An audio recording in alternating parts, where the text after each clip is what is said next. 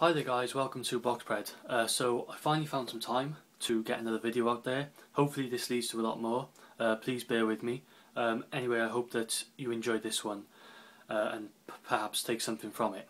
Of course, I'm going to be talking here about the huge fight for us boxing fans this weekend, and it sees Nonito Donaire going up against Guillermo Rigondeaux, and this is for the WBA Super Bantamweight title and the WBO Super Bantamweight titles. So let's get into this. If we take a quick look at the records of these two guys, Donaire is the more experienced guy in the pro ranks. He's got 31 victories with just a 1 loss, no draws, and his KO ratio is around 62%. Rigondeaux had obviously a very famed amateur background. Some may say even the best amateur boxer ever, and he is, in comparison, relatively inexperienced in the professional ranks with just 11 fights, 11 victories, no losses, no draws, so he's unbeaten, and around 72% KO ratio. So the difficulty is there, we already see unfolding, is that we have this guy who was so brilliant in the amateurs and has seemed to take very well to the professional game, which you would expect with a guy of his calibre and technical ability. But we still have that unknown factor of how does he perform against the very best in the division. And in my opinion, Donaire is the best other guy he can fight. We've got another guy called Abner Mares, who also would lay claim to wanting to fight these guys and show his worth. But that's for another day. This is the one everyone really has wanted to see, and now we have it. So you know, we're all really excited for this one. Let's look at Donaire first. He's an orthodox fighter. Rigondeaux is a southpaw in this one, so it's orthodox going against southpaw.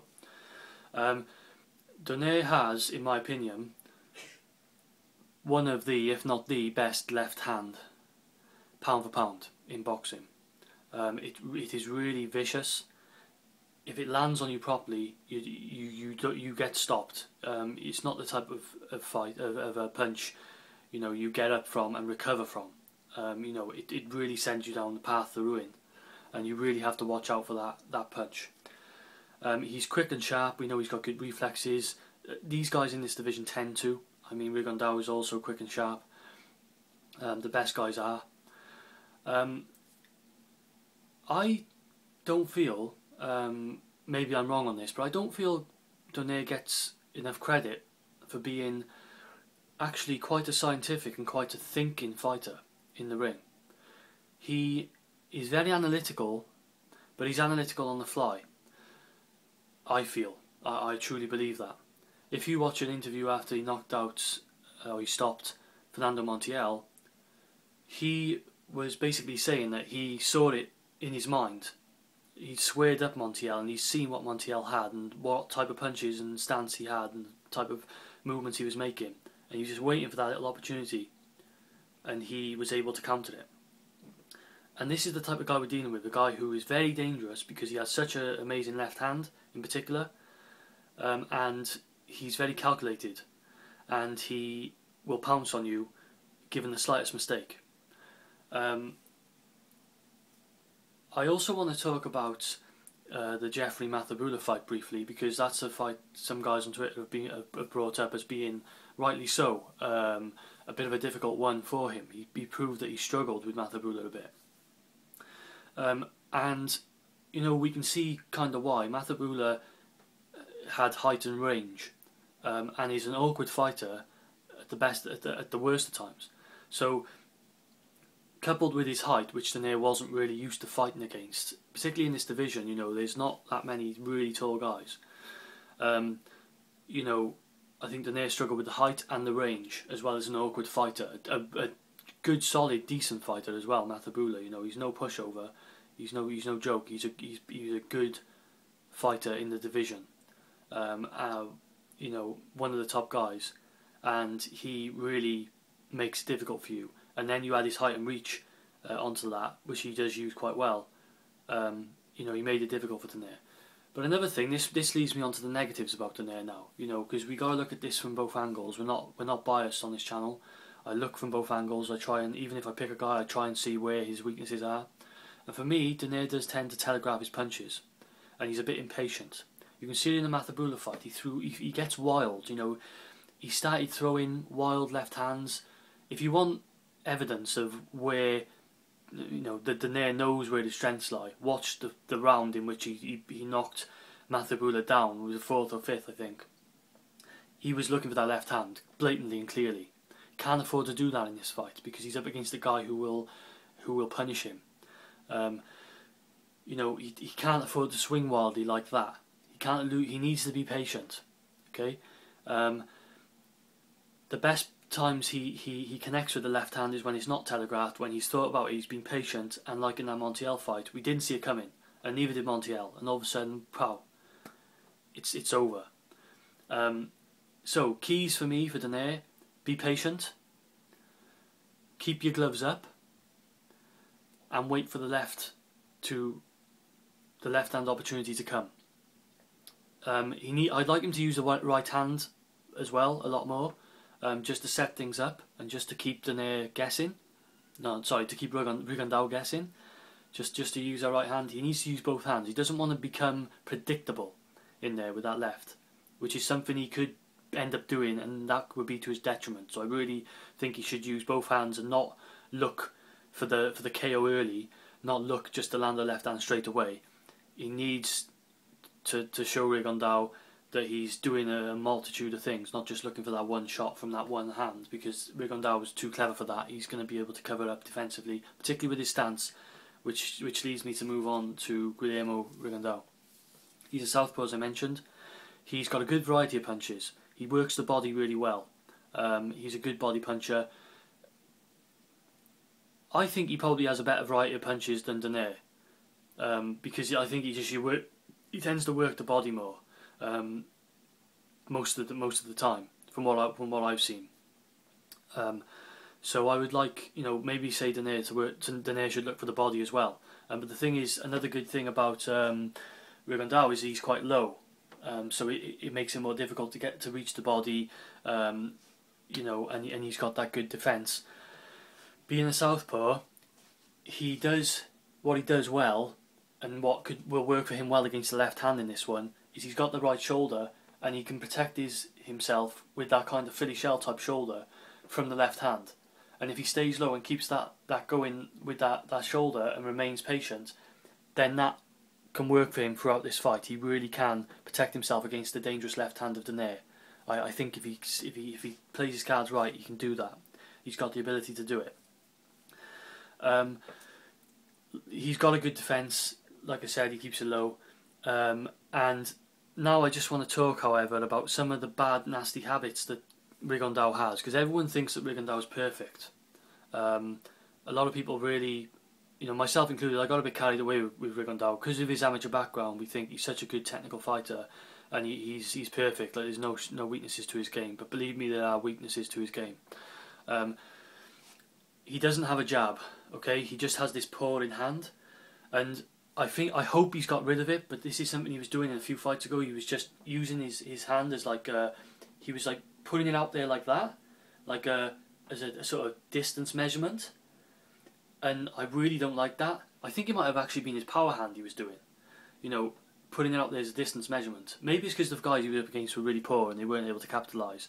And you know, for the love of God, for his sake, you better not do that in this fight, because that's something that's dangerous against a guy like Donaire. You don't want to be showing your cards with the measurement of your power hand. The best fighters can control distance without having to do that, and I think he's able to do that. He has the ability to do that. You know, he doesn't need to be doing that type of thing. I used to actually, when I first saw him doing it, I thought it was actually a good skill, but I really have had second thoughts on that. It's really a weakness. It's not something you should be doing in the ring. Not only does it give away your plans, but it also leaves you out there to counters. He also has a lunging. He tends to lunge. Okay, he lunges in sometimes unprotected, in my opinion. and this is another thing that, if he's not careful, it's going to be curtains. Particularly with the lead hand, the jab, he lunges to the body. I don't want him to, it's difficult, see, because you want him to work the body, you want him to get points off the body, but the way he throws his body jab, his lead body jab, is really dangerous in my opinion. I think he's just going to get clocked with the left hand and it could be good night. And it doesn't matter when he does it. If he does it in the first round and Donaire catches him, it could be all over. I don't like this punch. What I mean is that he's there and he throws a lunge, but because it's low to the body, he lunges in.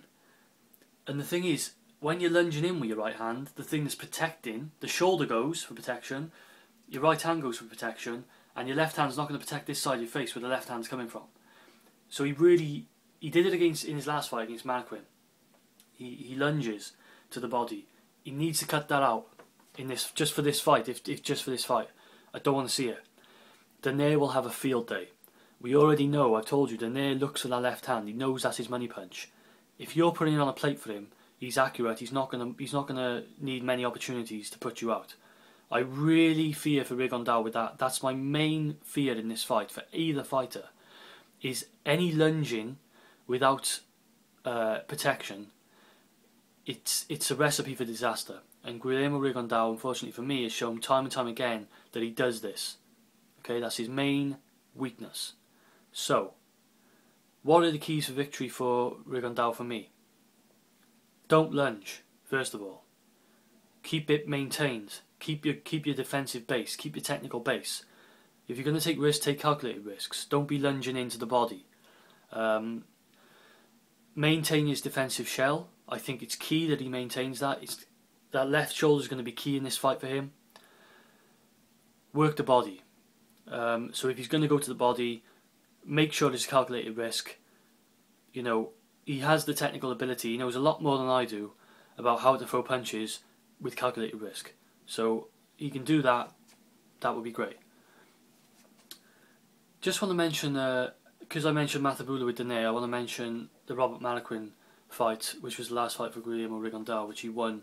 He got a decision in the end, but he did struggle with Marquin, in my opinion, in the same way that Donaire struggled with Matabula. The problem with this is, whereas Matabula, you can say it was the height and reach perhaps, and the awkwardness.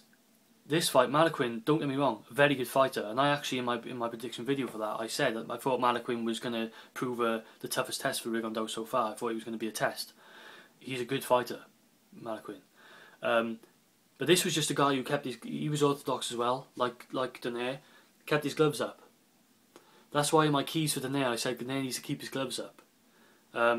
Because I think with Rigondeaux, if you keep your gloves up and protect yourself properly, and you also have an ability in attack, like Marquin did, for quick combination punching, I think that gives Rigondeaux, it troubles him. Because then maybe he gets a bit frustrated. And when it doesn't go his way, when it doesn't all go his way, does he react in the right way? Is he able to, you trouble him, you stop him getting into his rhythm, which is key. So, Marquin kept his gloves up and he came through with good combination punches and he landed on Rigondeaux, like Matabula landed on Donaire. So these guys can get landed on. This leads me to the all-important question. Who do I think is going to win this fight? Well, I'm going to stick with my gut feeling, and I'm going to stick with the fact that I think that Nonito Donaire wins this fight. And I'm going to go for Donaire by decision. I'm going to play it a little bit safe here. I've been away for a while, I'm a bit rusty. But I think there's a distinct possibility, and I was going to call this, but I changed my mind, that Donaire is going to get a stoppage in this fight. I don't know when it would be, but I think that left hand is going to be very dangerous for Rigondeaux. I think in this fight anything could happen, because Rigondeaux could catch Donaire as well. He has the ability to hurt Donaire. Both of these guys are quick, both of these guys can capitalise on mistakes in an instant. But I'm going for Donaire by decision. Maybe there are a couple of knockdowns in there, I'm not sure. I'm just hoping for a really great fight. I just wanted to give a good breakdown from my point of view rather than maybe be correct on who I think will win. But it's just my opinion. I think that Donaire will get the decision. with a high possibility of a KO. So thanks for watching, guys. I know it's been a while, but thanks for tuning in, and I hope you really enjoy this fight this weekend. This is BoxPred, and I'm out.